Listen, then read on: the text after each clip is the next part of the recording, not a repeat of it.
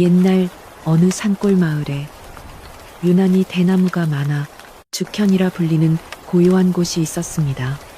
마을은 사방이 깊은 산으로 둘러싸여 있어 한양에서 오려면 꼬박 며칠은 걸어야 하는 외진 곳이었습니다.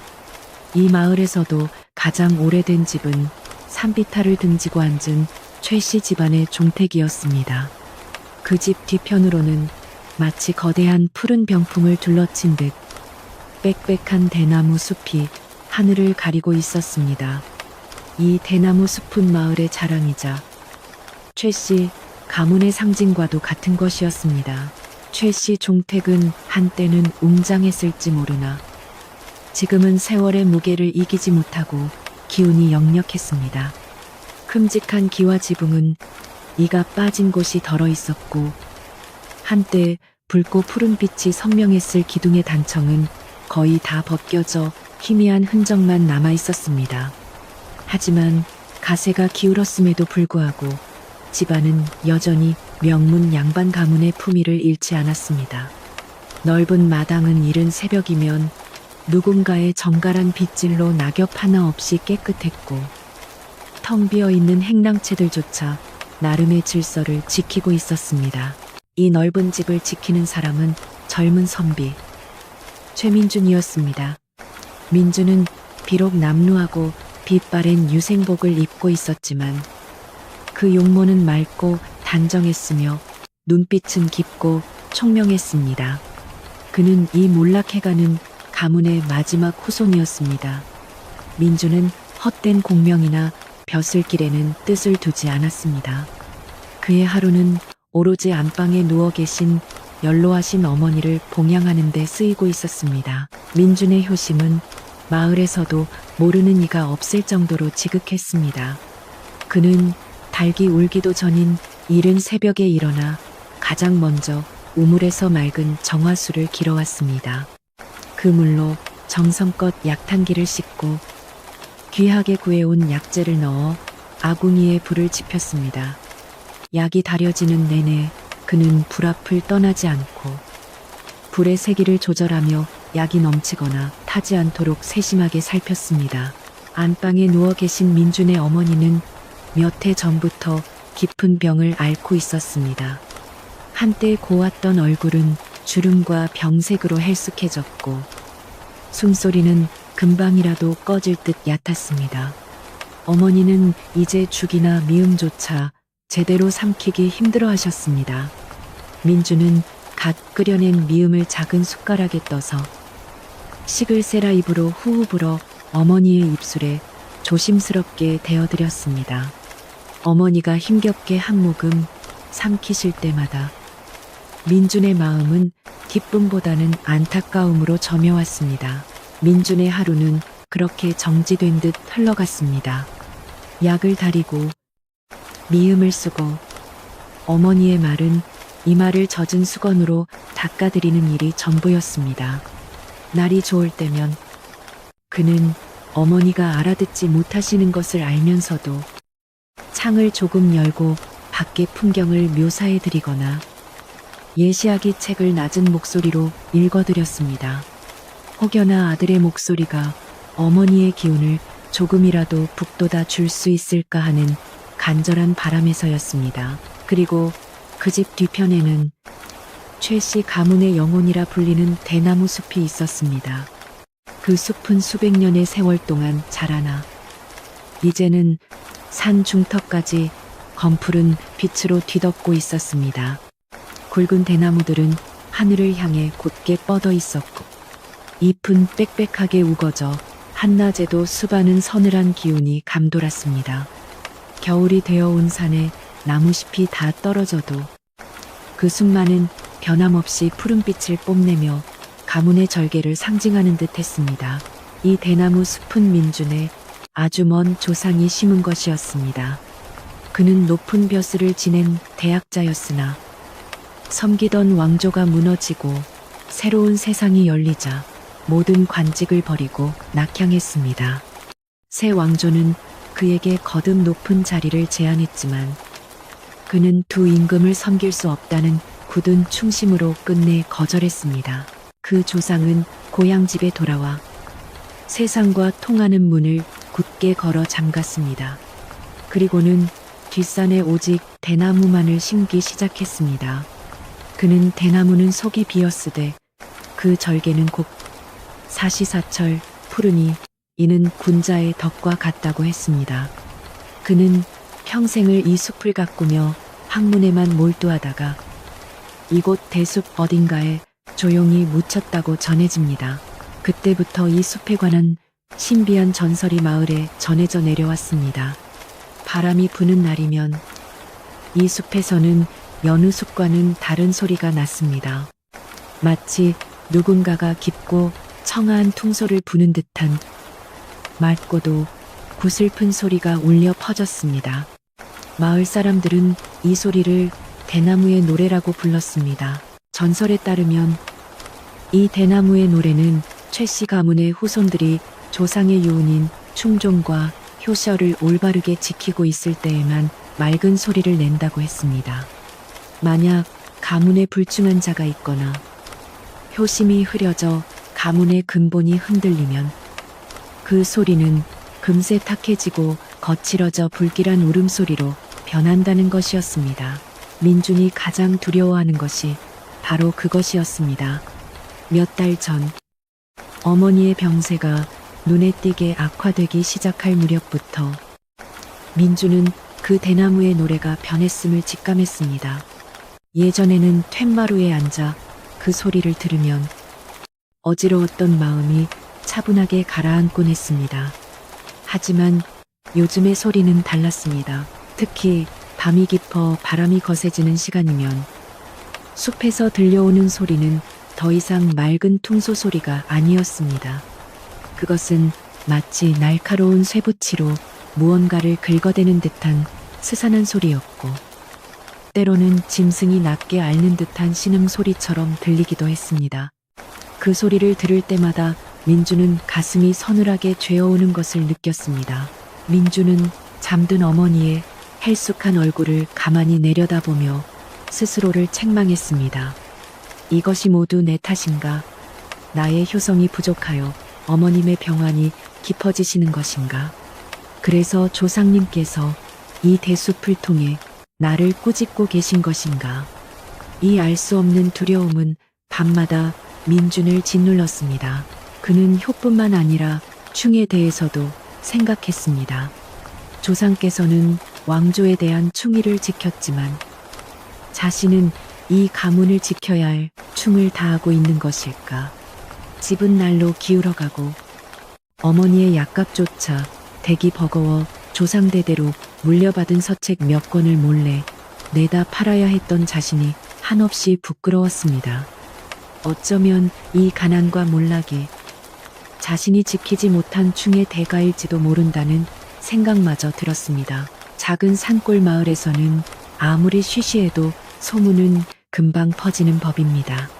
마을 사람들은 최씨 종택의 젊은 선비가 지극정성으로 어머니를 모시는 것을 기특하게 여기면서도 밤마다 대숲에서 들려오는 괴이한 소리에 대해 수군거리기 시작했습니다.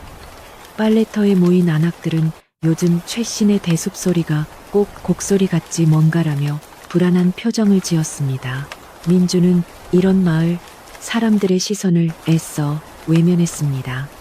그는 여전히 마을 어른들을 만나면 깍듯하게 예의를 갖추어 절을 했지만 그들의 걱정 어린 질문에는 그저 송구합니다 라는 말로 얼버무린 채 약재를 쥔 손을 감추고 집으로 발걸음을 재촉했습니다. 자신의 불안과 공포를 위태로운 가문의 속사정을 차마 남에게 드러낼 용기가 없었습니다. 그러던 어느 늦가을 밤이었습니다. 그날따라 바람은 유난히 차가웠고 하늘에는 달빛조차 없어 칠흑 같은 어둠이 마을을 덮었습니다. 민주는 마지막 남은 엽전 몇 잎을 털어 사온 귀한 약재를 다리고 있었습니다.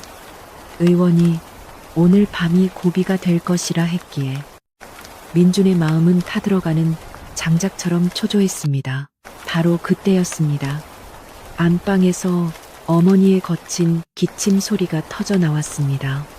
쇠를 긁는 듯한 기침 소리는 금방이라도 숨이 넘어갈 듯 위태로웠습니다. 민준이 놀라 약탕기를 든 채 방으로 뛰어들어가려던 찰나 밖에서 휘몰아치던 바람이 갑자기 방향을 바꾸어 대숲을 향해 내리꽂혔습니다. 그리고 그 순간 대숲에서 끔찍한 소리가 터져 나왔습니다. 그것은 더 이상 신음소리나 긁는 소리가 아니었습니다. 수백, 수천의 대나무가 일제히 부러지며 지르는 듯한 처절한 비명소리였습니다. 그 소리는 온 마을을 뒤덮었고 잠자던 개들까지 놀라 지저대기 시작했습니다. 민주는 문고리를 잡은 채 그 자리에 얼어붙고 말았습니다. 민주는 아궁이 앞에 힘없이 주저앉았습니다. 타오르는 불빛이 그의 창백한 얼굴 위로 어지럽게 흔들렸습니다. 그는 완전히 기진맥진했습니다. 그는 꺼져가는 불씨를 향해 혹은 저 어두운 대숲을 향해 나직이 속삭였습니다. 조상님, 부디 저의 잘못이라면 저를 벌하시고 어머님을 살려주십시오. 제가 어찌해야 합니까? 그렇게 얼마나 오랜 시간을 기도했는지 몰랐습니다. 동쪽 하늘이 희미하게 밝아올 무렵 미친 듯이 울부짖던 바람이 서서히 잦아들기 시작했습니다. 그리고 그 끔찍했던 대숲의 비명소리도 함께 멎었습니다. 하지만 맑은 퉁소 소리는 돌아오지 않았습니다. 대신 그 소리는 마치 숨이 다한 사람처럼 아주 약하고 가늘게 변했습니다. 이제는 귀를 기울여야만 겨우 들릴 정도로 금방이라도 숨이 넘어갈 듯한 가쁜 소리만이 희미하게 이어지고 있었습니다. 민준의 등골이 오싹해졌습니다. 대숲이 죽어가고 있었습니다. 어머니의 위태로운 숨소리와 죽어가는 대숲의 마지막 숨소리가 겹쳐 들리는 듯 했습니다. 민주는 이 모든 일 사이에 보이지 않는 거대한 연결고리가 있음을 직감했습니다.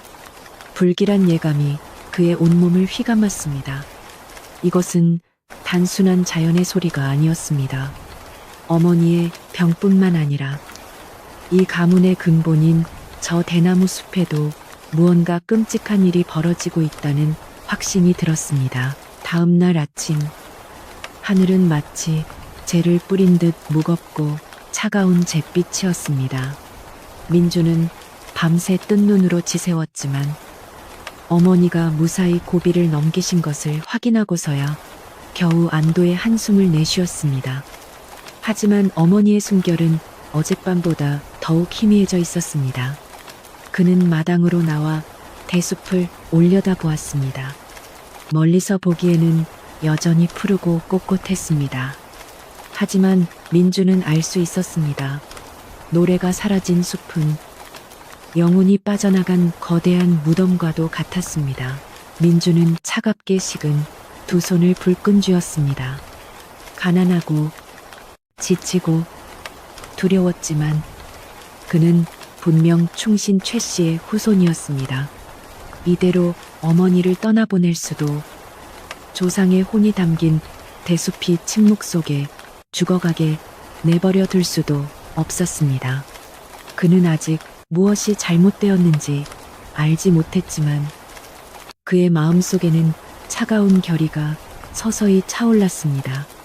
어머님을 지키고 집안을 지켜야 했습니다. 대나무가 왜 노래를 멈추었는지 그 이유를 반드시 밝혀내야 했습니다. 그것이 자신이 감당해야 할 효이자 충의 무게였습니다. 어머니가 힘겹게 고비를 넘기신 지 며칠 지나지 않은 스산한 늦가을 아침이었습니다. 대숲에서 들려오던 끔찍한 비명 소리는 멎었지만 그 텅 빈 침묵은 마을 사람들 마음에 더 큰 불안감과 공포를 안겨주었습니다. 사람들은 이제 최 씨 종택 근처를 지나가는 것조차 꺼리며 일부러 먼 길로 밭을 보러 돌아갔습니다. 민준이 간신히 어머니의 약재를 구하러 읍내에 다녀오는 길, 마을 어귀에서부터 낯선 소란스러움이 느껴졌습니다. 평소에는 해가 지면 문을 닫던 작은 주막 앞에 값비싸 보이는 말 한 필이 매여 있었고, 안에서는 익숙하지 않은 크고 거만한 목소리가 울려 퍼지고 있었습니다. 민준이 조용히 주막 문을 열고 들어서자 시끄럽던 좌중의 시선이 일제히 그에게로 쏠렸습니다. 방 한가운데에는 번쩍거리는 비단 옷을 입고 얼굴에 기름이 흐르는 웬 중년 사내가 거드름을 피우며 앉아 있었습니다. 그는 최말석이라는 자로 민준의 아버지와는 촌수조차 가물가물한 먼 친척뻘이었습니다.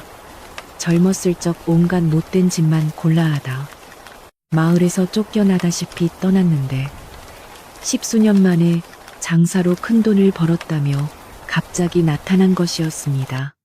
그의 교활하게 빛나는 작은 눈과 탐욕스러워 보이는 인매는 그가 살아온 세월을 고스란히 짐작하게 했습니다. 말석은 민준을 보자마자 과장된 몸짓으로 자리에서 일어나 달려와 그의 손을 덥석 잡았습니다. 아이고, 이게 누구신가? 우리 가문의 기둥인 민준이 아닌가? 자네가 이 집안의 대를 잇는 귀한 조카님일세. 그는 억지 눈물까지 훔치는 신용을 하며 요란하게 말했습니다. 내가 어젯밤 늦게야 마을에 도착해 소식을 들었네. 형수님, 아니지. 내게는 촌수로는 큰어머님 뻘 되시는 분께서 편찮으시다는 말을 듣고 내 마음이 얼마나 찢어지는 듯 아팠는지 모른다네. 그의 목소리는 컸지만 그 안에는 일말의 진심도 담겨 있지 않아 오히려 차갑게 들렸습니다. 말석은 자신이 데려온 하인에게 눈짓하여 커다란 보따리를 풀게 했습니다. 안에서는 고급 비단에 싼 약재 상자들이 쏟아져 나왔습니다. 이것 보게. 내가 한양에 제일 가는 약방에서 구해온 귀한 녹용과 산삼일세. 어르신네 병환에는 이 정도는 잡수셔야 기력을 회복하시지 않겠나? 그는 민준의 어깨를 툭툭 치며 마치 큰 인심이라도 쓰는 듯 너털웃음을 지었습니다. 민준은 갑작스러운 그의 호의가 당황스럽고 불편했지만 당장 어머니께 드릴 약이 급한 터라 차마 그 성의를 거절하지 못하고 머리를 조아려 감사를 표했습니다. 먼 길 오시느라 고생 많으셨습니다. 누추하지만 우선 안으로 드시지요. 말석은 민준을 따라 최씨 종택 안으로 들어서며 겉으로는 아이고 집안이 어쩌다 이리 기울었는고 하고 혀를 차는 척했지만 속으로는 쾌재를 불렀습니다. 그의 작은 눈은 빠르게 집안 구석구석을 훑었습니다. 텅 비어 먼지만 쌓인 광, 군데군데 부서진 기와, 그리고 민준의 해진 유생복. 그는 이 명문 양반가가 이제 이름만 남고 완전히 몰락했음을 단번에 확인했습니다. 그리고 그의 시선은 이내 집 뒤편, 여전히 푸른 빛을 띠고 있지만 불길한 침묵에 잠긴 거대한 대나무 숲에 고정되었습니다. 저것이 바로 그가 수백 리 길을 마다 않고 이곳까지 한 걸음에 달려온 이유였습니다. 당시 한양의 부유한 양반들 사이에서는 질 좋은 대나무로 만든 고급 죽세공품이나 부채, 그리고 귀한 서책을 찍어낼 종이가 불티나게 팔리고 있었습니다. 특히 이 죽현의 대나무는 유난히 곱고 단단하며 속이 꽉 차기로 유명하여 다른 고을의 것보다 항상 2배 이상 비싼 값에 거래되었습니다. 말석은 저 거대한 숲을 통째로 베어 넘기기만 한다면 한양 중심가에 번듯한 기와집 수십 채를 사고도 남을 막대한 돈을 손에 쥘 수 있음을 정확히 계산하고 있었습니다. 그는 민준의 지극한 효심을 이용해 저 숲을 손쉽게 차지할 계획을 세웠습니다. 그날부터 말석은 민준의 집에 머물며 마치 집안의 큰어른이라도 된 듯 행세했습니다. 그는 민준이 어머니의 약을 다릴 때마다 옆에 앉아 혼수를 두었습니다. 아이고, 조카님, 효심은 지극하나 약 다리는 솜씨가 영 서투네. 이렇게 귀한 약재는 불 조절이 생명인데 말이야. 그는 한숨을 푹 쉬며 민준의 눈치를 살폈습니다. 자네 혼자 이 큰 종택을 건사하며 어머닌 병수발까지 하려니 얼마나 힘이 드는가. 내가 다 안다네. 자네의 그 고운 손이 이렇게 거칠어져서야 쓰겠나. 그의 걱정하는 듯한 말투는 뱀이 혀를 날름거리는 소리처럼 들렸습니다. 며칠간 민준의 신임을 얻으려 애쓰던 말석은 마침내 본론을 꺼냈습니다. 그날 밤 민준이 지친 기색으로 부엌 아궁이 앞에서 졸고 있을 때였습니다. 말석은 민준의 옆에 조용히 앉아 그의 손을 덥석 잡았습니다. 민준아, 내게 한 가지 좋은 묘안이 있네. 그는 마치 진심으로 걱정하는 듯한 표정을 지었습니다. 저 뒤뜰의 대순말일세. 저것은 물론 조상님의 귀한 유산이지. 하지만 지금 자네에게는 너무나 무겁고 버거운 짐일세. 저 숲이 밥을 먹여주나, 약을 지어주나. 말석은 민준의 반응을 살피며 말을 이었습니다. 그러니 말일세. 저 숲의 관리를 이 숙부에게 맡기게.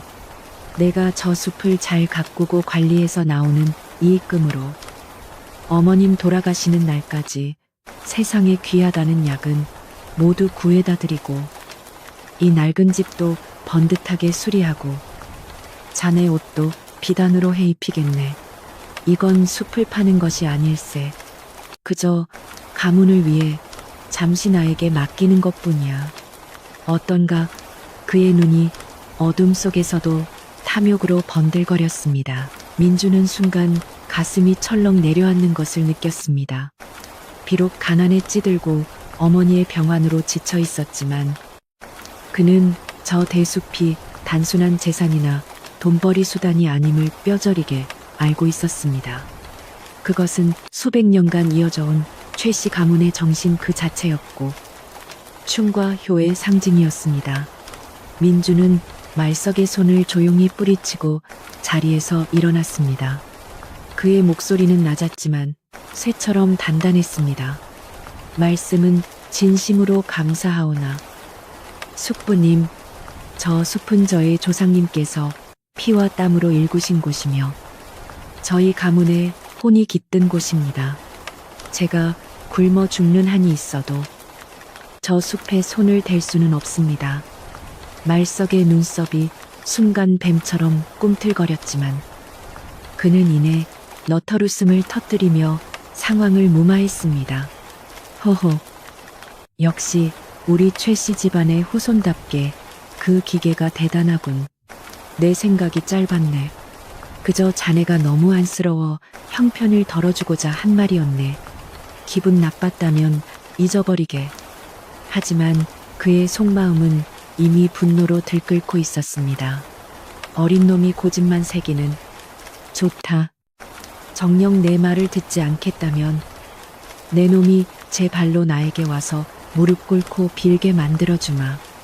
그는 민준의 집을 나서는 척하며 곧장 마을 주막으로 향했습니다. 그날 밤 주막은 말석이 돌리는 공짜술로 시끌벅적했습니다. 그는 마을의 한량들과 입이 가벼운 농부들을 모아놓고 일부러 온 동네가 떠나가라 큰 소리로 탄식하기 시작했습니다. 내가 오늘 민준이네 집에 가보고 기가 막혀서 말이 다 안 나오더군. 집안은 다 쓰러져 가고 어르신은 당장 내일 돌아가셔도 이상하지 않을 위중한 지경인데 글쎄 약값도 제대로 못 대고 있더란 말이야. 그는 짐짓 슬픈 표정을 지으며 술잔을 비웠습니다. 사람들은 귀를 쫑긋 세우고 그의 다음 말을 기다렸습니다. 술이 몇 순배 돌고 좌중이 취기로 얼큰해지자 말석은 목소리를 낮추며 주변을 둘러보고는 음흉하게 속삭였습니다. 그래서 내가 불쌍해서 말이야. 약값에라도 보태 쓰라고 돈을 좀 넉넉히 쥐어주려 했네. 그랬더니 민준이 그놈이 뭐라고 하는지 아는가. 돈은 필요 없고 차라리 저 뒤뜰의 대숲을 사달라고 하더군. 주막 안이 순간 물을 끼얹은 듯 조용해졌습니다. 효자인 척 혼자서 온갖 고고한 척은 다 하더니 실은 조상님 숲을 팔아서 제 입속을 채울 궁리만 하고 있었던 게지. 내가 차마 조상님 뵐 면목이 없어 안 된다고 꾸짖으니 도리어 나에게 펄펄 뛰더란 말이야. 이야기적인 거짓말은 말은 들판에 불이 붙듯 순식간에 마을 전체로 퍼져나갔습니다. 사람들은 그동안 민준의 효심을 칭찬했던 자신들의 입을 부끄러워하며 이제는 앞다투어 그를 비난하기 시작했습니다. 어쩐지 요즘 대숲에서 그토록 괴상하고 불길한 소리가 들린다 했더니 민준이가 숲을 팔아넘길 생각을 해서 조상님이 대노하신 거였구먼. 쯧쯧. 그 아버지의 그 아들인 줄 알았더니 겉과 속이 완전히 다른 위선자였어. 민준의 지극한 효심을 기특하게 여기던 마을의 여론은 하루아침에 얼음장처럼 차갑게 돌아섰습니다. 민준은 영문도 모른 채 마을 사람들의 싸늘하고 경멸 어린 시선을 견뎌야 했습니다. 약재를 구하러 읍내에 나갈 때면 사람들은 그를 보고도 못 본 척 고개를 돌리거나 심지어 뒤에서 들으라는 듯이 불효막심한 놈이라며 노골적으로 손가락질했습니다. 민준은 가슴이 찢어지는 듯 아팠지만 그들에게 일일이 변명할 수도 없었습니다. 그저 묵묵히 그 모욕을 감내하며 어머니 곁을 지킬 뿐이었습니다. 이 모든 소동을 마을 입구 낡은 초가집에서 말없이 지켜보는 이가 있었습니다. 마을에서 가장 나이가 많은 박노파였습니다. 그녀는 수십 년 전 끔찍한 흉년이 들어 어린 자식들이 굶어 죽게 되었을 때 당시 종택의 주인이던 민준의 아버지가 관아의 눈을 피해 몰래 쌀가마니를 내어주어 온 가족의 목숨을 구한 적이 있었습니다. 그 후로 그녀는 최 씨 집안의 그 큰 은혜를 단 한순간도 잊지 않고 멀리서나마 늘 묵묵히 그들을 지켜보며 안위를 걱정하고 있었습니다. 다음 날 이른 새벽, 민주는 여느 때처럼 어머니께 드릴 맑은 정화수를 기르러 공동 우물가로 향했습니다. 새벽 빨래를 하러 나온 아낙들은 그를 보자마자 재수 없다며 자리를 피하거나 노골적으로 혀를 차며 돌아섰습니다. 민주는 씁쓸한 마음을 감추고 묵묵히 두레박질을 했습니다. 차가운 물이 가득 담긴 물동이를 막치고 돌아서려는데 등 뒤에서 나지막하고 갈라진 목소리가 그를 불러 세웠습니다. 선비님. 돌아보니 박노파가 어둠 속에 서 있었습니다. 박노파는 주름이 자글자글한 마른 손으로 민준의 소매를 가만히 붙잡았습니다. 그녀의 깊고 흐릿한 눈이 어둠 속에서도 민준을 똑바로 바라보았습니다. 선비님, 대나무는 속이 텅 비어 있어도 사시사철 흔들릴지언정 부러지지 않고 곱게 자라는 법입니다. 그녀의 목소리는 비록 작았지만 그 안에는 세월의 무게가 실린 강한 힘이 있었습니다. 하지만 사람의 속은 굽이굽이 벼랑길과 같아서 겉만 보고는 한 치 앞도 알 수 없는 법이지요. 노파는 민준이 어리둥절해하자 주막이 있는 쪽을 턱짓으로 힐끗 가리키며 말을 이었습니다. 어젯밤에 마을에 들어온 그 친척이라는 자의 눈빛을 보셨습니까? 늙은이의 눈이 틀림없다면 그 눈빛이 겨울날 또아리를 튼 독사의 눈빛보다 차갑고 탐욕스럽습니다. 지금 마을에 도는 흉흉한 소문도 아마 그자의 입에서 시작되었을 것입니다. 부디 저자를 조심하셔야 합니다. 조상님의 숲을 지키셔야 합니다. 민주는 그 말의 깊은 뜻을 금세 알아차렸습니다. 자신을 겹겹이 둘러싸고 있던 차가운 소문과 말석의 교활한 제안, 그리고 대숲의 불길한 침묵, 이 모든 것이 하나로 깨어지는 듯했습니다. 아무도 자신을 믿어주지 않는 이 외딴 마을에서 자신을 진심으로 걱정해주는 유일한 사람을 만난 것 같았습니다. 민주는 무거운 물동이를 다시 내려놓고 노파를 향해 땅에 닿을 듯이 깊이 허리를 숙였습니다. 노파님의 그 귀한 말씀을 뼈에 새기겠습니다. 부디 옥체 강령하십시오. 한편 주막에 머물던 말석은 민준이 마을의 온갖 비난과 손가락질에도 불구하고 숲을 팔겠다는 말을 하지 않자 점점 초조해지기 시작했습니다. 그는 민준이 저렇게 버티는 이유가 아직 어머니가 살아계시고 저 숲이 노래를 부르던 시절의 신성함에 대한 마지막 미련을 버리지 못하고 있기 때문이라고 멋대로 생각했습니다. 그렇다면 더 이상 기다릴 수 없지.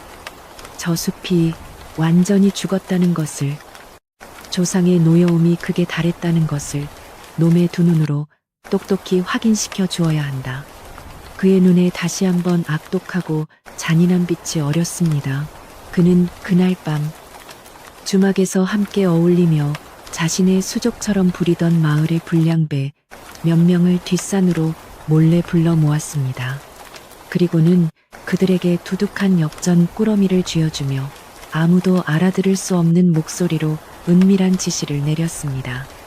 오늘 밤 자시즈시가 되면 달빛이 구름에 가려 가장 어두울 때를 틈타 아무도 모르게 최신의 대숲으로 가야 한다. 그는 품에서 작은 자루 여러 개를 꺼내 그들에게 나누어 주었습니다. 말석이 불량배들에게 건넨 것은 단순한 죄가 아니었습니다. 그것은 산짐승을 쫓는 독한 유황과 몰래 구해온 소금, 그리고 대나무의 뿌리를 아주 서서히, 그러나 치명적으로 썩게 만드는 독초의 가루를 섞은 것이었습니다. 이것을 숲 가장자리, 특히 뿌리가 얕게 드러난 곳에 골고루 뿌려야 한다. 사람 눈에는 띄지 않게. 그러나 깊숙하게 말이다. 절대 인체에는 무해하니 걱정 말고 시키는 대로만 하게. 일이 성사되면 이보다 10배는 더 얹어주겠네. 불량배들은 역전의 무게에 눈이 멀어 고개를 끄덕였습니다. 말석은 자신의 계획이 완벽하다고 생각했습니다. 며칠 뒤 비가 한 번 내리고 나면 독이 땅속 깊이 스며들어 대나무가 가장자리부터 누렇게 시들기 시작할 것이었습니다. 그러면 사람들은 그것을 조상의 저주가 마침내 형상으로 드러난 것이라고 확신할 것이었습니다. 민주는 결국 어머니의 병환과 조상의 저주라는 공포, 그리고 마을의 압박에 못디겨 숲을 자신에게 헐값에 넘길 수밖에 없을 터였습니다. 그는 어둠 속에서 민준의 종택을 바라보며 비열한 미소를 지었습니다. 어리석은 놈, 춤과 효가 밥을 먹여주더냐. 이 세상은 돈이 최고란 말이다. 그날 밤 칠흑 같은 어둠이 온 마을을 집어삼켰습니다. 달빛도 별빛도 구름 뒤에 숨어 한치 앞을 분간하기 어려웠습니다. 자시가 되자 최말석에게 역전을 받은 마을에 불량배 서너 명이 주막 뒤편에 모였습니다. 그들은 술기운을 빌렸음에도 불구하고 최씨 가문 대숲의 신성함에 대한 오랜 두려움 때문에 잔뜩 겁에 질린 표정이었습니다. 말석은 그들의 등을 떠밀며 다시 한번 윽박질렀습니다. 지금 망설이면 너희는 오늘 받은 역전의 10배를 토해내야 할 것이다. 어서 가서 시키는 대로 하고 동이 트기 전에 돌아오너라. 불량배들은 마지못해 말석이 쥐어준 독이 든 자루를 허리춤에 단단히 동여매고 짐승처럼 숨을 죽인 채 최씨 종택의 뒤편 대나무 숲의 가장자리로 향했습니다. 숲은 완전한 침묵에 잠겨 있었습니다. 바람 한 점 불지 않아 빽빽하게 솟은 대나무들은 마치 죽은 듯 미동조차 하지 않았습니다. 그 침묵이 오히려 더 큰 공포심을 불러일으켰습니다. 그들은 서로의 기침 소리에도 소스라치게 놀라며 서둘러 가져온 독한 재와 소금, 그리고 독초 가루를 대나무 뿌리 근처 흙 위에 닥치는 대로 뿌리기 시작했습니다. 그들의 손길은 거칠고 두서가 없었습니다. 흙을 파헤쳐 뿌리를 드러내고 그 위에 직접 가루를 붓기도 하고 어떤 이는 짐승의 오줌을 섞어 더 깊이 스며들도록 만들었습니다. 독한 유황 냄새와 역한 비린내가 순식간에 서늘한 밤 공기 속으로 퍼져나갔습니다. 하지만 그들은 자신들의 악행이 발각될까 두려워 대나무 잎이 스치는 작은 소리만 나도 화들짝 놀라 몸을 숨기기를 반복했습니다. 그들은 숲의 아주 일부분, 특히 마을에서 종택으로 들어오는 길목에서 잘 보이는 가장자리 구역에만 집중적으로 독을 뿌렸습니다. 한 시즌쯤 지났을까? 가져온 자루가 모두 비워지자 그들은 혼비백산하여 도망치듯 숲을 빠져나왔습니다. 그들의 등 뒤로 검은 독을 품은 대나무 숲은 여전히 아무 말 없이 서 있었습니다. 그날 밤 민주는 어머니의 곁을 지키느라 뜬 눈으로 밤을 새웠지만 집 뒤편에서 벌어진 그 끔찍한 음모는 전혀 눈치채지 못했습니다. 그는 다만 밤 공기가 유난히 차고 어딘가 모르게 역한 냄새가 섞여 들어오는 것 같다고만 어렴풋이 느낄 뿐이었습니다. 이틀이 지나고 사흘째 되던 날 오후였습니다. 잔뜩 찌푸려 있던 하늘에서 마침내 차가운 가을비가 추적추적 내리기 시작했습니다. 비는 꼬박 하루 동안 그치지 않고 내렸습니다. 말석은 주막 창가에 앉아 그 비가 자신의 독을 대나무 뿌리 깊숙이 실어 나르고 있다 생각하며 음흉한 미소를 감추지 못했습니다. 민주는 비 때문에 약재를 구하러 나가지도 못하고 그저 빗소리를 들으며 어머니의 곁을 지켰습니다. 그리고 비가 그친 다음 날 아침 끔찍한 변화가 시작되었습니다. 최씨 종택의 마당에서 뒷산을 바라보던 민주는 자신의 눈을 의심했습니다. 사시사철 변함없이 푸르던 대나무 숲의 가장자리, 정확히 사람들이 오가는 길목에서 가장 잘 보이는 부분이 마치 불에 그슬린 것처럼 누렇게 변해 있었습니다. 처음에는 몇몇 잎사귀가 시든 것처럼 보이더니 반나절 만에 그 누런 빛은 썩은 듯한 갈색으로 변하며 급속도로 번져나갔습니다. 민주는 심장이 멎는 듯한 충격을 받았습니다. 그는 비에 젖어 질척이는 마당을 가로질러 숲을 향해 달려갔습니다. 가까이 다가가자 상황은 더욱 처참했습니다. 한때 하늘을 찌를 듯 꼿꼿했던 대나무 줄기들이 힘없이 고개를 숙이고 있었고 푸르던 잎들은 바싹 마른 채 힘없이 떨어져 흙바닥에 나뒹굴었습니다. 마치 숲 전체가 하룻밤 사이에 끔찍한 병에 걸려 죽어가고 있는 듯 했습니다. 이 소식은 즉시 마을 전체로 퍼져나갔습니다. 밭을 갈러 나오던 농부들은 누렇게 변한 대숲을 보고 경악을 금치 못했습니다. 이게 어찌된 일인가? 최신의 대숲이 죽어가고 있어 하늘이 노하신 게 틀림없네. 조상님의 혼이 담긴 숲을 팔아넘기려 하니 조상님께서 진노하신 게야. 말석이 퍼뜨린 거짓 소문과 눈앞에 펼쳐진 흉측한 광경이 합쳐지자 사람들의 공포는 극에 달했습니다.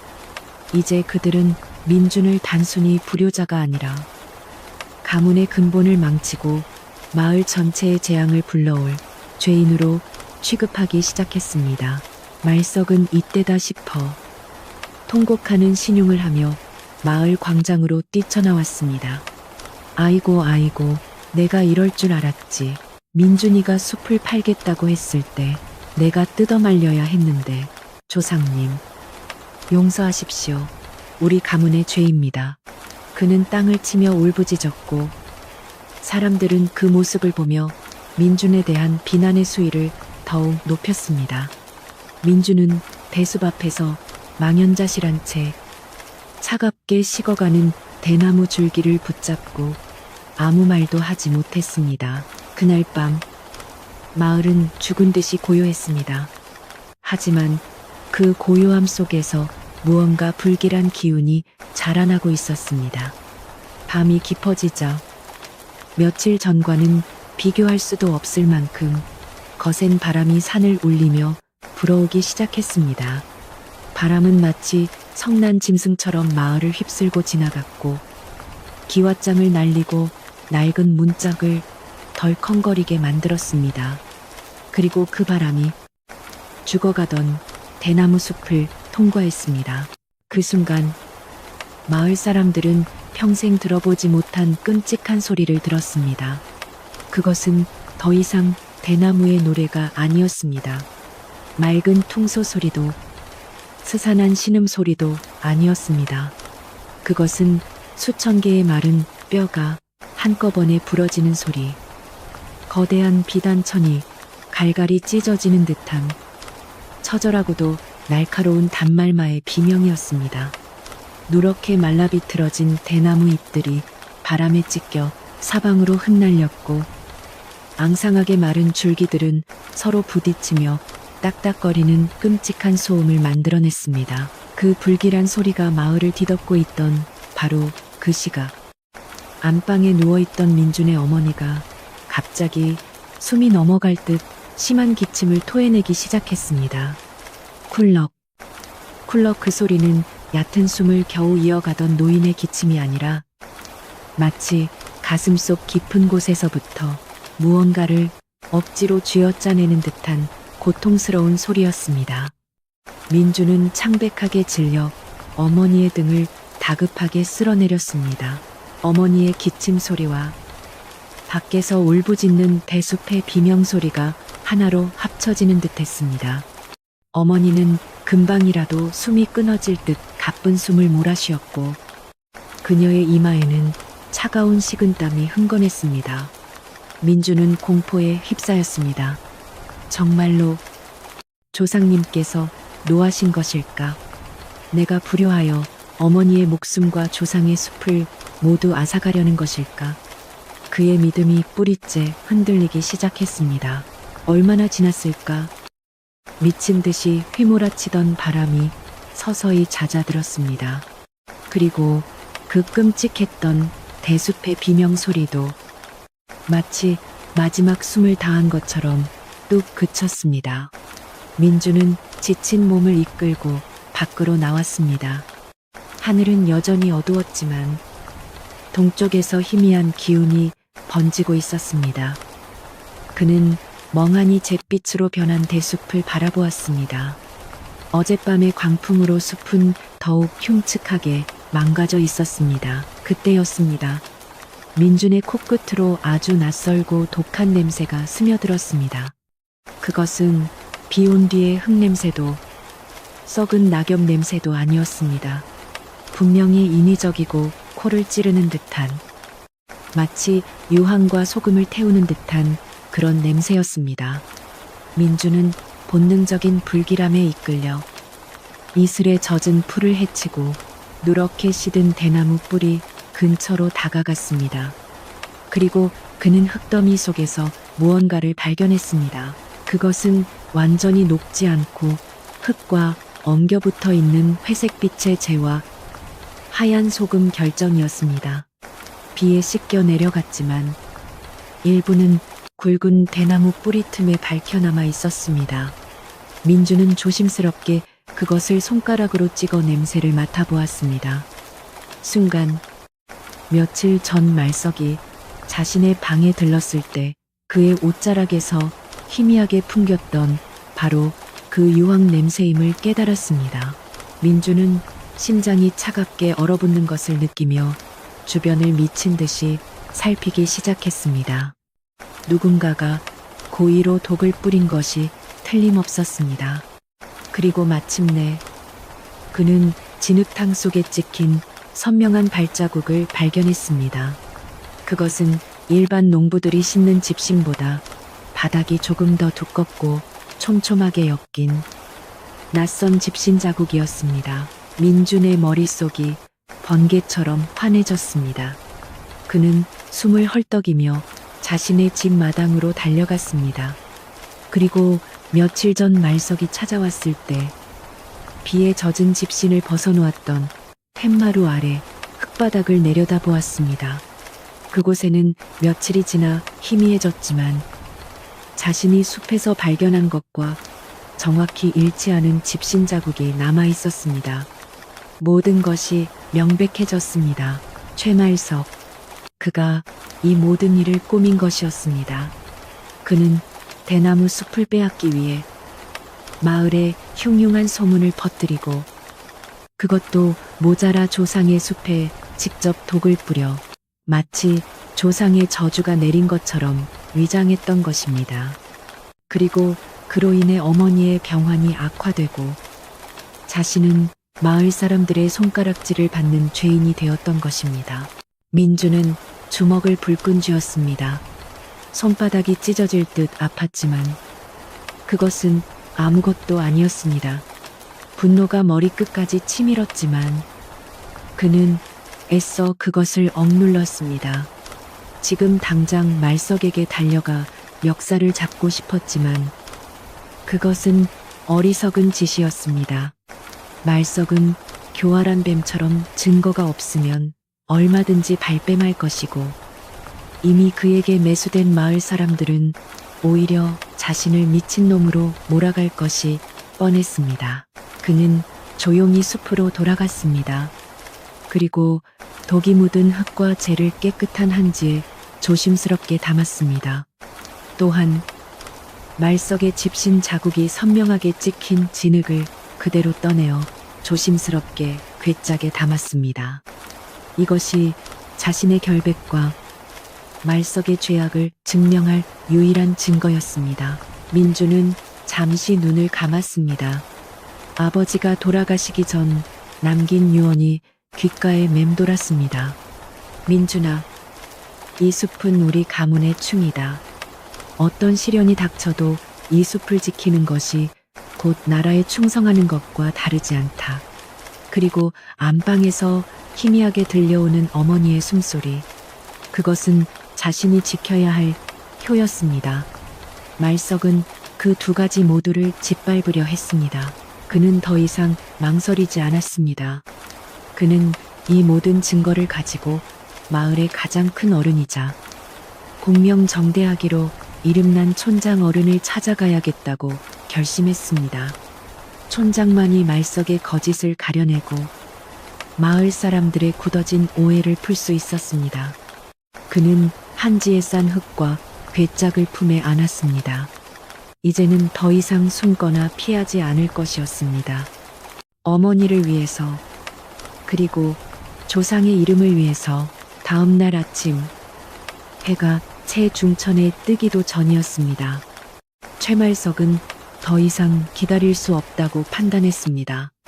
촌장에게 모든 사실이 알려지기 전에, 그리고 마을 사람들이 민준의 편으로 돌아서기 전에 그는 먼저 선수를 쳐서 민준을 완전히 궁지에 몰아넣어야 했습니다. 그는 주막에서 돈으로 매수해둔 인상이 험악하고 무례배에 가까운 장정 몇 명을 불렀습니다. 그들은 어깨에 빗독촉을 할 때나 두르는 붉은 천을 걸치고 손에는 위협적으로 보이는 몽둥이까지 들고 있었습니다. 말석은 그 무리들을 이끌고 곧장 최씨 종택의 마당으로 쳐들어갔습니다. 낡았지만 굳게 닫혀있던 대문을 거칠게 밀어젖힌 그는 민준이 기거하는 안방문을 향해 고래고래 소리를 질렀습니다. 민준아, 이 불효막심하고 배은망덕한 놈아, 당장 문을 열고 나오지 못할까. 그의 우렁찬 고함 소리는 이른 아침에 고요한 마을 공기를 찢어 놓았습니다. 무슨 일인가 싶어 잠이 깬 마을 사람들이 하나둘 최씨 종택의 낮은 담장 너머로 고개를 내밀고 이소란을 구경하기 시작했습니다. 말석은 구경꾼들이 모여드는 것을 확인하고는 일부러 더 큰 소리로 마당을 울렸습니다. 네가 내 어미 약값을 구한답시고 나에게 눈물로 사정하여 막대한 빚을 져놓고 이제 와서 은혜를 원수로 갚아 빚 갚을 돈이 없으면 당장 약조한 대로 저 뒤뜰에 대숲이라도 내놓거라. 어서 그가 손짓하자. 함께 온 장정들이 민준이 보지도 못한 가짜 빈문서를 흔들어 보이며 위협적으로 마당을 가로막고 섰습니다. 그들 중 우두머리로 보이는 자가 몽둥이로 마당을 내리치며 외쳤습니다. 이것 보시오.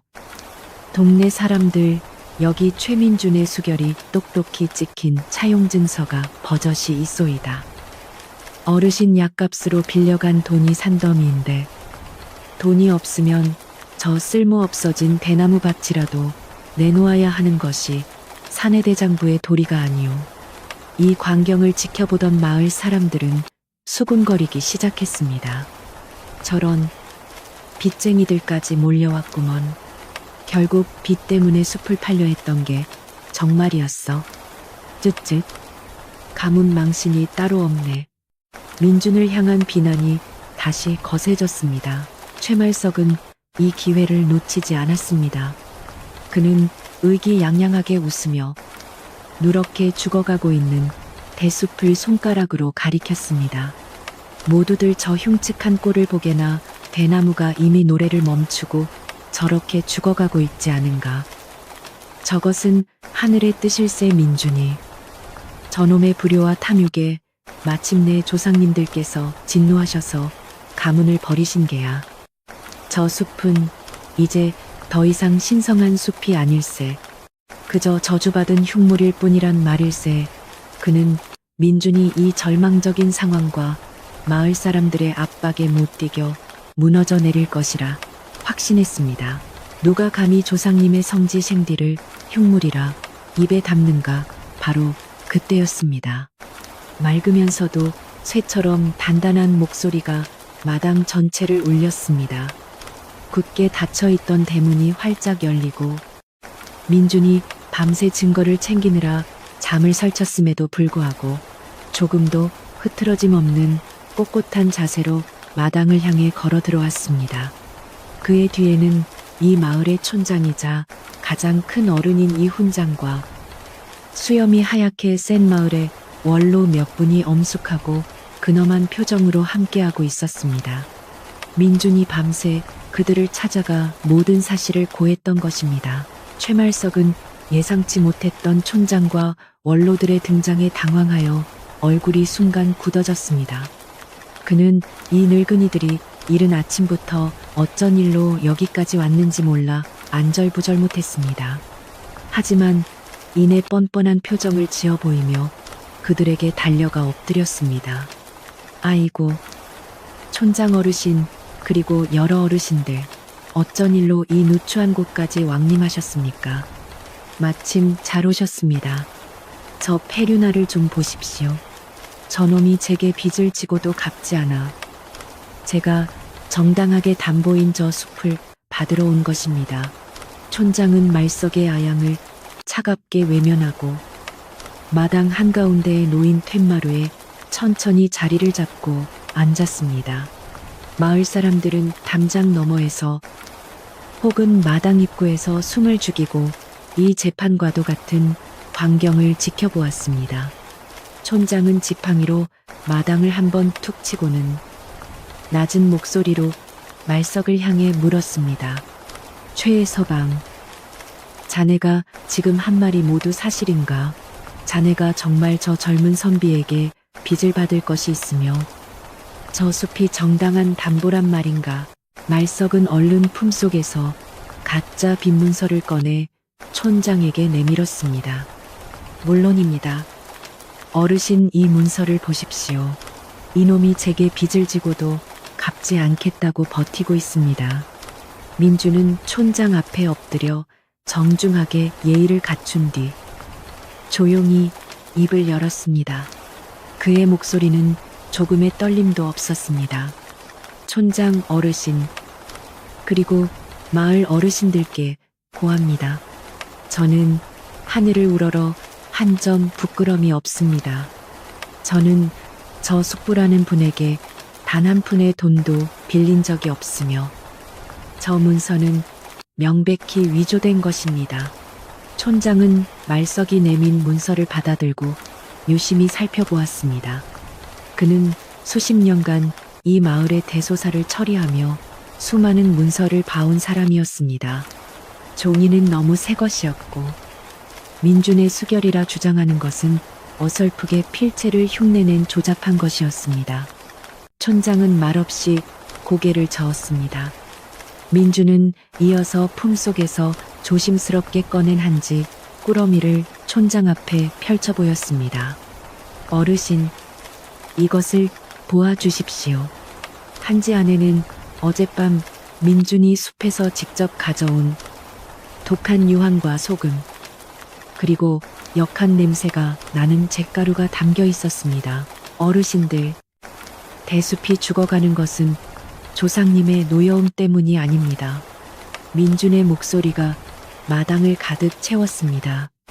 누군가가 사악한 마음을 품고 고의로 이 끔찍한 독을 조상님의 숲에 뿌려 대나무의 뿌리를 썩게 만들었기 때문입니다. 그 말을 듣는 순간 최말석의 얼굴이 백지장처럼 하얗게 질렸습니다. 그는 자신도 모르게 한 걸음 뒤로 물러섰습니다. 무슨 해괴망측한 소리를 짓거리는 게냐. 내 놈이 숲을 팔아먹으려다 조상의 벌을 받은 것을 이제 와서 멀쩡한 사람에게 죄를 뒤집어 씌우려는 게냐. 그는 목소리를 높였지만 그 끝은 당황하여 심하게 떨리고 있었습니다. 마을 사람들도 크게 술렁이기 시작했습니다. 그들은 숲이 조상의 저주를 받아 죽어간다고만 생각했지. 누군가가 일부러 독을 뿌렸다는 것은 상상도 못한 일이었습니다. 민주는 말석의 바라게도 아랑곳하지 않고 자신이 밤새 준비한 마지막 증거인 괴짝을 마당에 내려놓았습니다. 뚜껑을 열자 그 안에는 집신 자국이 선명하게 찍힌 진흙덩이가 들어있었습니다. 이것은 제가 오늘 새벽 독이 뿌려진 대숲 속에서 발견한 집신 자국입니다. 민주는 말석이 신고 있는 고급 집신을 날카롭게 바라보았습니다. 그리고 이 자국은 며칠 전 저분이 저희 집 툇마루에 남겼던 집신 자국과 정확히 일치합니다. 제가 봤습니다. 모든 이의 시선이 갑자기 들려온 갈라진 목소리에 쏠렸습니다. 구경꾼들 사이를 헤치고 마을 입구에 살던 박노파가 떨리는 걸음으로 마당 안으로 들어섰습니다. 그녀는 촌장 앞에 엎드려 머리를 조아렸습니다. 늙은이의 눈이 비록 어두우나 그날 밤만은 똑똑히 보았습니다. 노파는 떨리는 손가락으로 최말석을 가리켰습니다. 며칠 전 비가 오기 전날 밤이었습니다. 바로 저 최서방이 검은 옷을 입고 주막에 불량배 몇 놈을 데리고 최신의 대숲으로 몰래 숨어 들어가는 것을 제 눈으로 똑똑히 봤습니다. 모든 증거와 증인이 명백해지자 최말석은 더 이상 발뺌할 수 없었습니다. 그가 데려왔던 험상궂은 장정들도 촌장의 위엄과 박노파의 결정적인 증언에 겁을 먹고는 몽둥이를 버린 채 슬금슬금 뒷걸음질치기 시작했습니다. 말석은 그 자리에 무릎을 꿇고 말았습니다. 하지만 그는 반성하는 대신 오히려 민준을 향해 핏발이 선 눈으로 악을 썼습니다. 그래, 내가 했다. 어차피 망해가는 가문. 저 쓸모없는 대나무를 베어 팔아 다 같이 나눠 가지는 게 뭐가 그리 잘못됐단 말이냐. 고지식한 놈. 네, 이놈. 말서가 촌장은 분노를 참지 못하고 지팡이로 땅을 세게 내리쳤습니다. 촌장의 불호령이 조용한 마당을 울렸습니다. 내 놈의 죄는 단순히 남의 재산을 탐한 것에 그치지 않는다.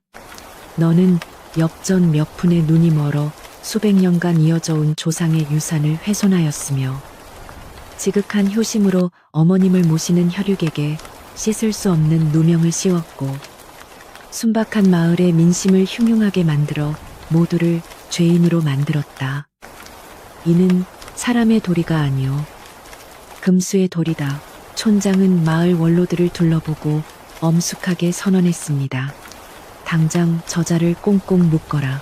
그리고 오늘 해가 지기 전에 이 마을에서 영원히 추방할 것이다.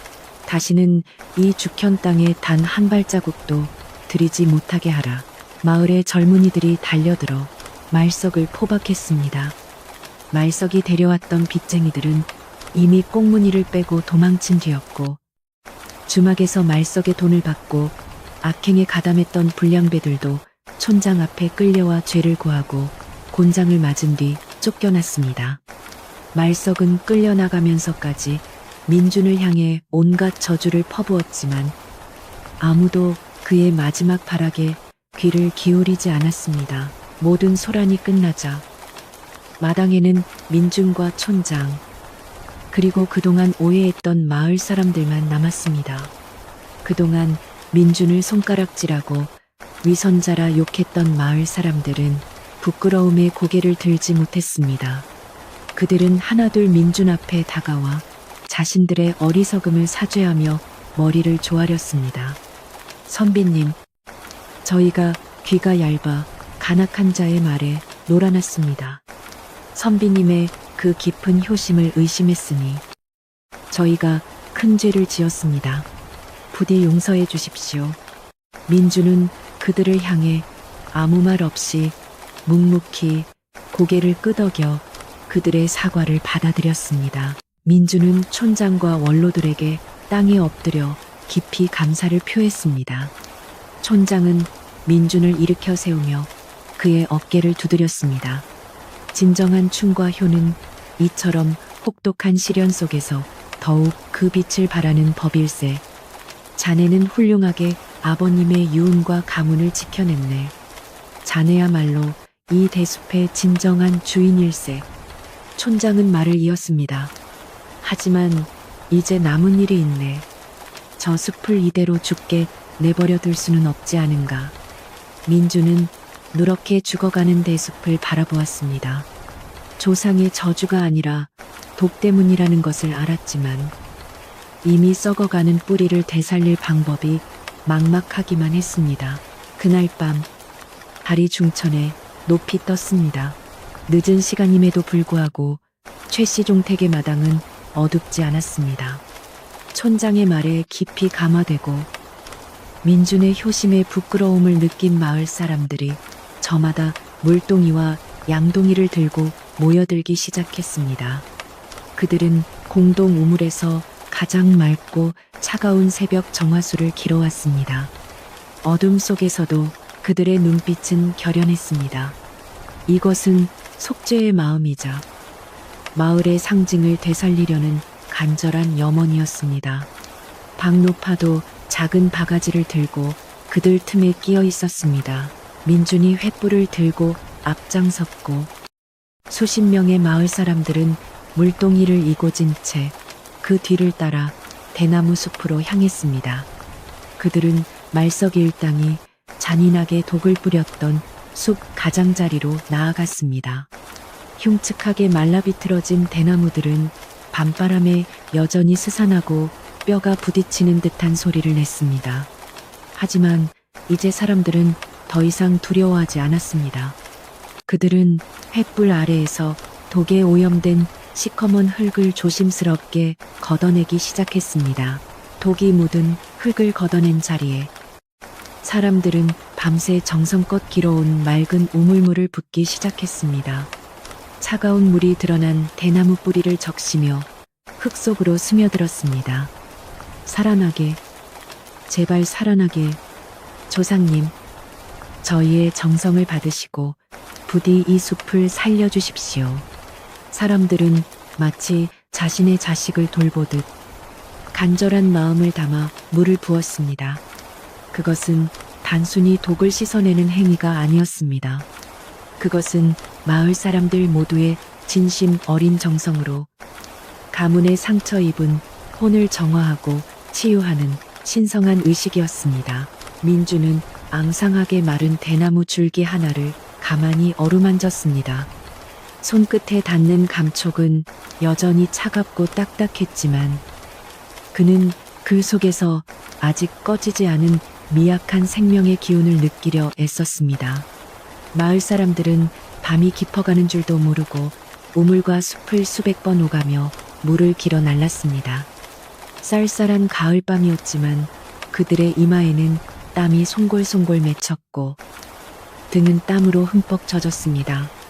하지만 누구 하나 힘들다는 내색을 하거나 그만두자고 말하는 이가 없었습니다. 민주는 자신을 돕는 이웃들의 따뜻한 마음에 눈시울이 뜨거워지는 것을 느꼈습니다. 가장 외롭고 고통스러웠던 순간, 자신을 비난했던 그들이 이제는 자신의 가장 든든한 버팀목이 되어주고 있었습니다. 그는 이 마을 사람들과 함께라면 이 죽어가는 숲을 반드시 되살릴 수 있으리라는 강한 믿음이 생겼습니다. 그는 지친 사람들에게 다가가 함께 물동이를 나르며 그들의 어깨를 다독였습니다. 그들은 꼬박밤을 새워 숲에 물을 부었습니다. 독이 뿌려진 구역은 생각보다 훨씬 넓고 깊었습니다. 마침내 동쪽 하늘이 희미하게 밝아오고 마을의 공동 우물이 거의 바닥을 드러낼 무렵이 되어서야 그들의 고된 작업이 끝났습니다. 숲은 여전히 누렇고 흉측한 모습이었지만 적어도 밤새 부은 맑은 물에 씻겨 역하게 코를 찌르던 유황 냄새와 비린내는 깨끗이 사라졌습니다. 사람들은 지친 몸을 이끌고 횃불을 끈 채 조용히 숲을 내려왔습니다. 민주는 마지막까지 남아 숲을 둘러보았습니다. 그때였습니다. 새벽에 가장 차고 맑은 바람이 숲을 스치고 지나갔습니다. 어젯밤까지만 해도 마른 뼈가 부딪히는 듯한 끔찍한 소리만 내던 대숲이었습니다.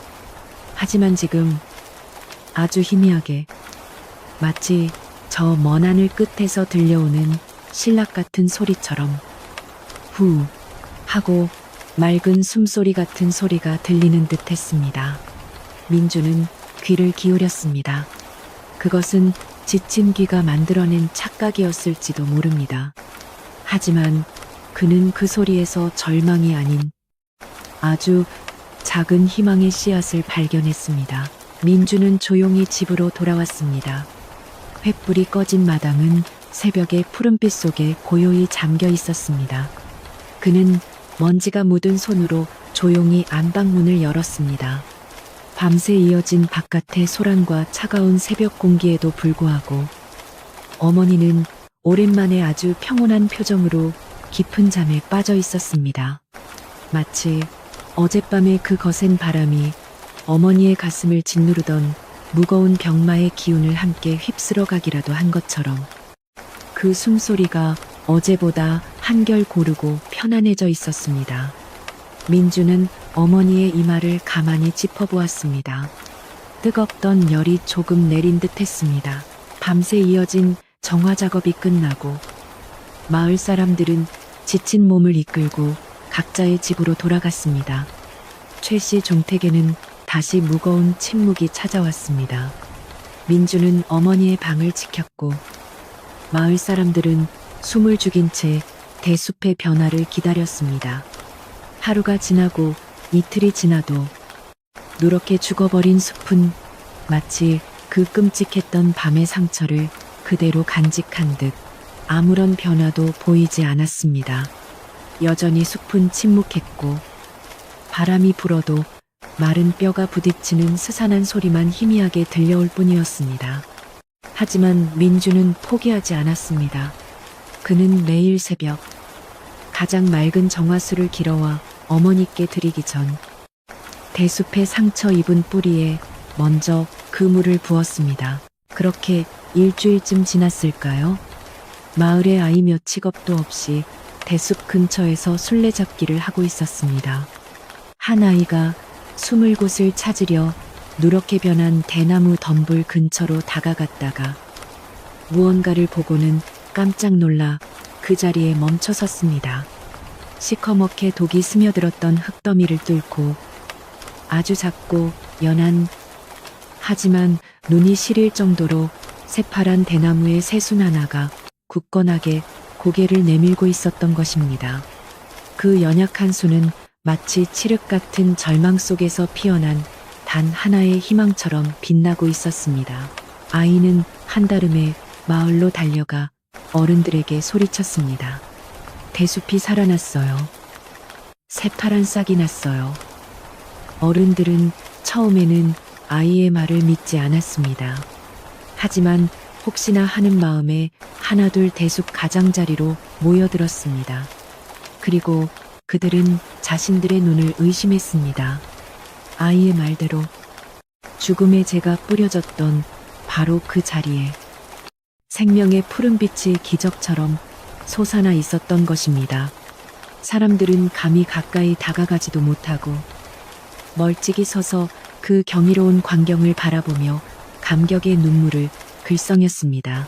그 소식을 듣고 뒤늦게 도착한 박노파는 그 작은 새순을 가만히 바라보았습니다. 그녀는 지팡이를 쥔 마른 손으로 눈가를 훔치더니 주름진 얼굴 가득 미소를 지으며 고개를 끄덕였습니다. 살아있었구먼. 살아있었어. 생명이라는 것은 본디 그런 것일세. 아무리 혹독한 독과 추위가 짓밟아도 그 뿌리 깊은 곳에 진심만 살아있으면 이렇듯 다시 싹을 틔우는 법이지. 노파의 목소리에는 깊은 안도와 확신이 담겨 있었습니다. 그 작은 새수는 시작에 불과했습니다. 마치 기적의 신호탄이라도 된 것처럼 다음 날부터 숲은 놀라운 속도로 변화하기 시작했습니다. 힘없이 떨어지던 누런 잎들이 더 이상 떨어지지 않았습니다. 죽은 듯 고개를 숙이고 있던 대나무 줄기들이 마치 잠에서 깨어난 듯 서서히 허리를 펴기 시작했습니다. 그리고 며칠이 더 지나자 바싹 말라비틀어졌던 가지 끝에서 연두색 새잎들이 수줍은 듯 고개를 내밀기 시작했습니다. 그 모습은 마치 메마른 붓에 푸른 물감을 묻혀 다시 그림을 그리는 듯 했습니다. 회복의 기운은 독이 뿌려졌던 가장자리에만 머물지 않았습니다. 숲 전체가 마치 긴 겨울잠에서 깨어나 깊은 숨을 내쉬는 듯 했습니다. 흉측하게 번져가던 썩은 갈색 빛은 서서히 그 힘을 잃었고 그 자리를 건강하고 생명력 넘치는 검풀은 빛이 빠른 속도로 채워나갔습니다. 마을 사람들은 매일 아침 눈을 뜨면 가장 먼저 대숲을 확인했습니다. 그리고 하루가 다르게 푸르러지는 숲을 보며 자신들의 정성이 하늘에 닿았음에 기뻐하며 손뼉을 쳤습니다. 이 기적 같은 소식이야말로 민준의 어머니에게는 그 어떤 산삼이나 녹용보다 더 좋은 약이 되었습니다. 민준은 어머니의 손을 꼭 잡고 그동안 있었던 모든 일을 차분히 이야기해 드렸습니다. 말석의 음모와 죽어가던 숲, 그리고 마을 사람들이 한마음으로 숲을 살려낸 이야기까지. 어머님, 이제 괜찮습니다. 숲이 다시 살아나고 있습니다. 조상님들께서도 저희의 진심을 알아주신 것입니다. 몇 달 동안 의식조차 희미했던 어머니가 그 말을 듣고는 아주 천천히 눈을 떴습니다. 초점 없던 눈동자가 오랜만에 아들의 얼굴을 또렷하게 담았습니다. 메마른 입술이 힘겹게 열리고 갈라진 목소리가 새어 나왔습니다. 네, 아들아, 장하다. 네가 가문을 지켰구나. 그 한마디를 내뱉은 어머니의 얼굴에 아주 오랜만에 희미한 미소가 번졌습니다. 민주는 어머니의 손을 잡은 채 하염없이 눈물을 흘렸습니다. 그날 이후 어머니의 병세는 눈에 띄게 좋아졌습니다. 그토록 힘들어하던 약도 이제는 기침 없이 잘 받아 넘기셨습니다. 며칠 뒤에는 민준을 보며 미움 말고 맑은 죽이 먹고 싶구나 하고 먼저 음식을 찾으시기도 했습니다. 민준은 기뻐서 어쩔 줄을 모르며 당장 부엌으로 달려가 밤새 정성껏 고운 쌀로 맑은 죽을 쑤어 어머니께 올렸습니다. 어머니가 작은 숟가락으로나마 스스로 죽을 떠서 드시는 모습을 보며 민주는 비로소 지옥 같던 시간에서 벗어났음을 실감했습니다. 마을 사람들도 더 이상 민준을 외면하거나 피하지 않았습니다. 오히려 그들은 민준을 볼 때마다 깊은 존경심과 미안함을 담아 허리를 숙였습니다. 그들은 더 이상 빈손으로 최 씨 종택을 찾지 않았습니다. 어떤 이는 이른 새벽밭에서 갔다 온 싱싱한 채소를, 어떤 이는 암탉이 낳은 귀한 달걀 몇 달을, 또 어떤 이는 잘 마른 장작 한 짐을 지고 와 민준의 마당에 조용히 내려놓았습니다. 선비님, 저희가 눈이 멀고 귀가 얇아 선비님의 깊은 뜻을 헤아리지 못했습니다. 마을의 농부 하나가 민준 앞에 엎드려 진심으로 사죄했습니다. 이것은 저희의 작은 성의입니다. 부디 받아주시고 저희의 어리석음을 용서해 주십시오. 민준은 그들을 따뜻하게 일으켜 세웠습니다. 용서라니요. 저 혼자만의 힘으로는 절대 숲을 지키지 못했을 것입니다. 숲을 살려낸 것은 바로 여기 계신 여러분들의 그 간절한 정성입니다. 민준의 명예는 완전히 회복되었습니다. 그는 이제 마을 사람들에게 불효자나 위선자가 아니었습니다.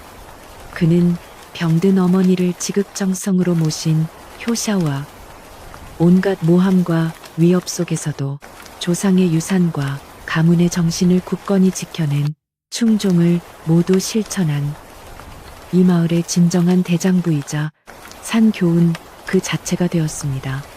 마을 사람들은 민준을 통해 가난 속에서도 지켜야 할 진정한 가치가 무엇인지를 다시금 깨닫게 되었습니다. 며칠 뒤 촌장과 마을의 원로들이 정식으로 예복을 갖춰 입고 최 씨 종택을 방문했습니다. 촌장은 툇마루에 앉아 민준과 마주했습니다.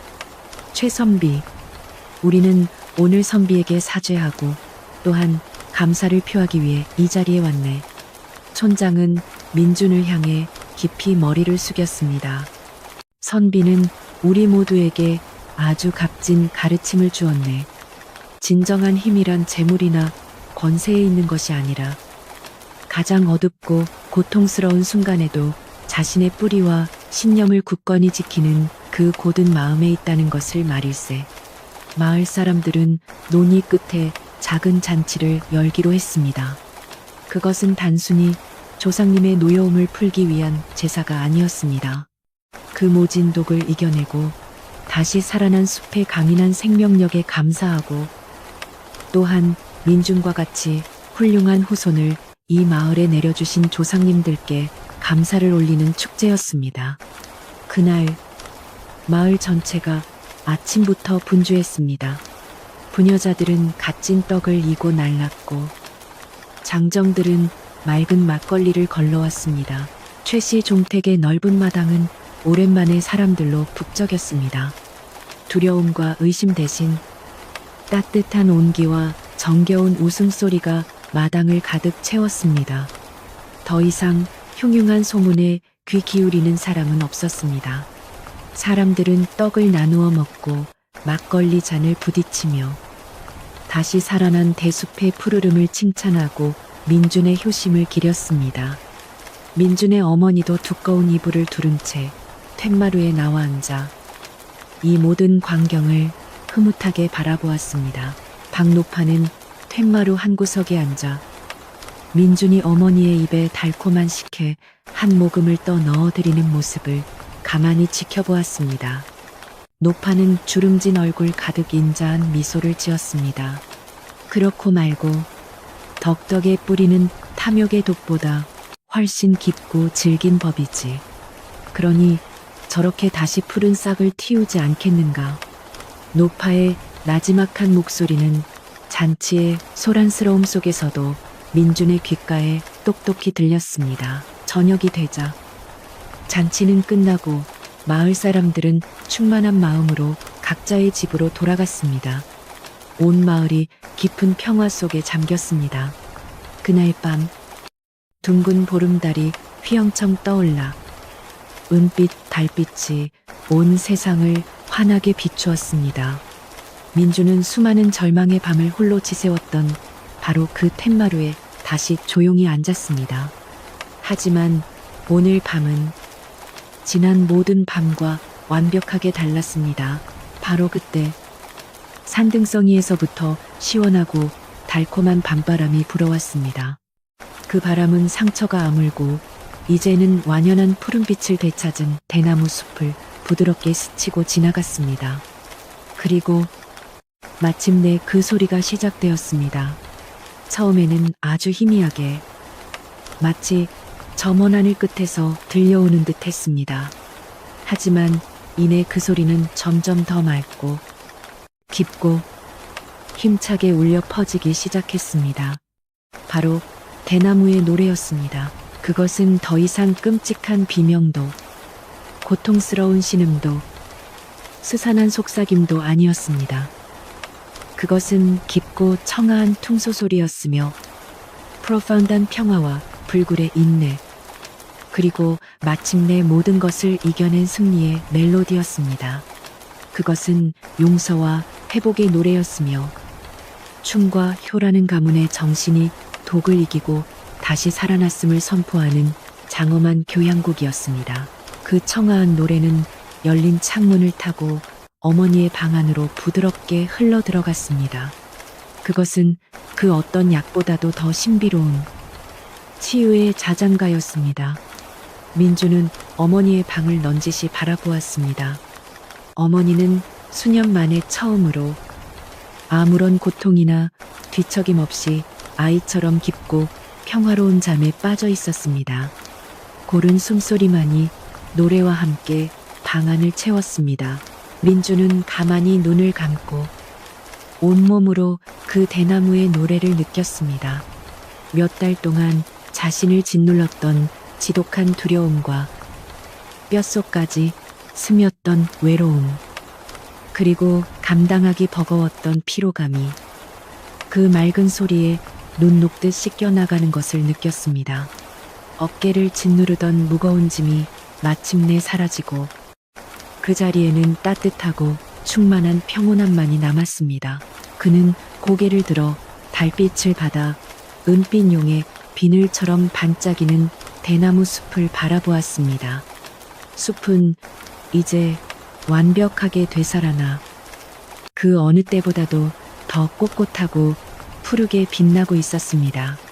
민주는 그 숲을 향해, 바람을 향해, 그리고 저 하늘 어딘가에 계실 아버지를 향해 나직이 속삭였습니다. 아버님, 아버님의 뜻을 지켰습니다. 대숲이 다시 노래합니다. 그 노래는 밤새 멈추지 않았습니다. 아무리 혹독한 시련과 끔찍한 독이 스며들어도 그 뿌리 깊은 생명은 결코 죽지 않고 반드시 다시 일어선다는 영원한 약속처럼 울려 퍼졌습니다.